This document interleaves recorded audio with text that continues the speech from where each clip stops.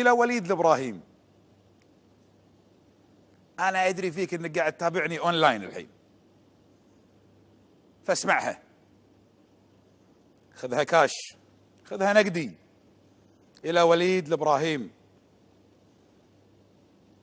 مالك، لا مالك كبير عليه، رئيس مجلس إدارة MBC وتوابعها.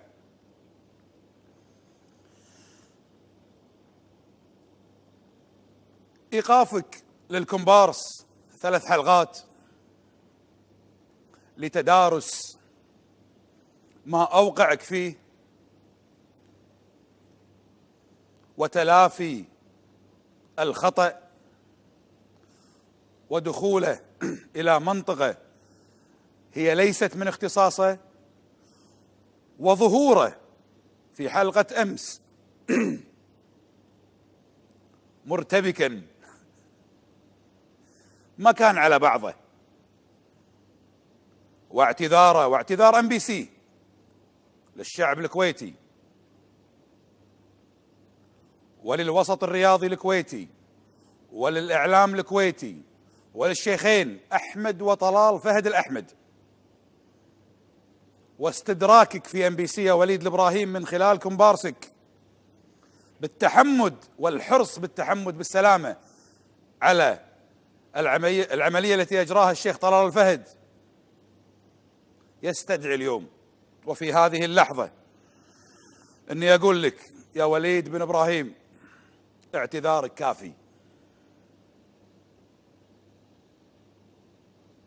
وهذا ما نشدت في مداخلتي السابقة، هذا ما أردت الوصول له، أن تعتذر الMBC عن طريق الكومبارس نفسه، أنه هو أدى دور مقدة فرجع عاد عن هذا الدور وقدم اعتذاره باستصغار يليق بمؤسسته ويليق فيه.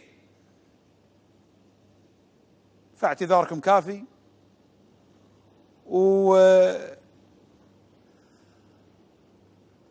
هذا شيء أنا يعني مش يرضيني، لكن هذا ما سعيت واجتهدت لإثباته لكم. هذا طراق، وكل طراق يا وليد إبراهيم تعلوم، هذا مثل كويتي، كل طراق يعلمك أن حرية الإعلام ليست حرية مطلقة.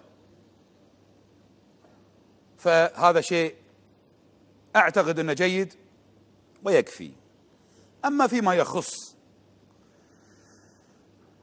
تجنيك يا وليد الإبراهيم وكذبك من خلال الطبال مالك الكومبارس على شخصي وزعمكم، وهذا دأبكم وهذا ديدنكم في الكذب، فهذه فرصة أنا أفوتها عليكم أفوتها عليكم.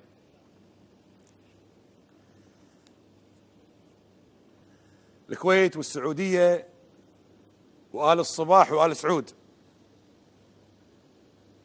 والشعبين الكويتي والسعودي أكبر من مهاتراتكم، وتلاحمهم يفوق مخيلتكم الهشة في جرنا إلى مستنقع طائفي وكذب وتدليس وزعم أشياء لم تحدث إلا في مخيلتكم. نحن علاقتنا أكبر من الMBC.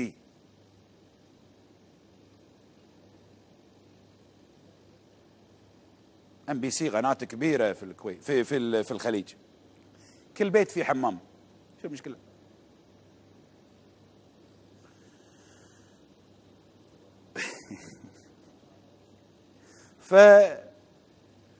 أفوت عليكم هذه الفرصة.